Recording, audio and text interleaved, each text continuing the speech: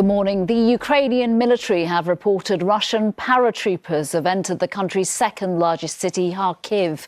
Ukraine's president has accused Russia of trying to erase his country's history.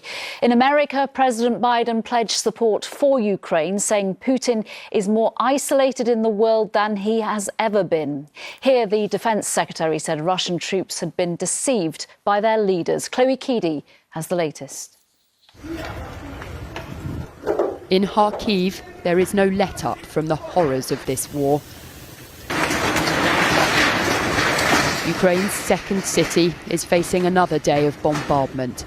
This is what's left of one government building. Dozens of people are reported to have died in shelling overnight. Russian paratroopers are now on the ground here. And they're also reported to have taken control in the southern port city of Kherson. Yesterday, Russia struck at the heart of the Ukrainian capital, Kyiv, targeting the city's TV tower, which is next to a Holocaust memorial site. Ukraine's President Zelensky condemned Russia's actions, saying, "This is beyond humanity. This missile strike tells us that for many Russians, our Kyiv is absolutely foreign. They know nothing about our capital, about our history. They have orders to erase our history, our country, and all of us." Residential areas in the city of Zhytomyr were also targeted by airstrikes overnight. President Biden used his State of the Union address to pledge to make Putin pay for the invasion. Tonight, I'm announcing that we will join our allies in closing off American airspace to all Russian flights, further isolating Russia and adding additional squeeze on their economy. Ukraine's blue and yellow could be seen dotted around the chamber as the Ukrainian ambassador was given a standing ovation. This morning, Russia's defense ministry released these pictures of what it calls a special military operation in Ukraine. On the ground, a 40-mile convoy of Russian tanks is still sitting outside the Ukrainian capital. As air raid sirens once again wail across this city, people here are bracing themselves for what might come next. Chloe Keedy, ITV News. Our Europe editor James Mates is in the Ukrainian capital, Kyiv, where there was a night of relative calm, but concerns remain for everyone in the city. James sent this update a few moments ago.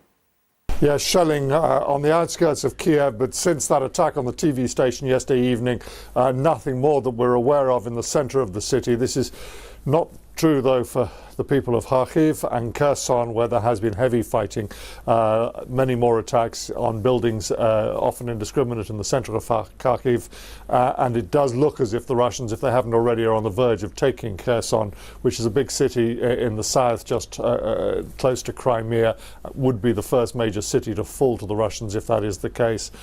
There's some hope for peace talks, which are supposed to be resuming, though President Zelensky of Ukraine says that, frankly, unless there's a ceasefire and a return to positions before the war, he doesn't see how peace happens. James Mates in Kyiv. Back here, the Prime Minister is due to address MPs today after a difficult day of diplomacy in Eastern Europe. Our political correspondent Daniel Hewitt is in Westminster. Daniel, talk us through the day ahead. Yeah, Nina, Prime Minister's questions at 12 o'clock as usual, though it will not be, I think, a usual Prime Minister's questions, given that both sides of the House of Commons are largely united in the UK's response to Russia's invasion of Ukraine, the first PMQ since that invasion.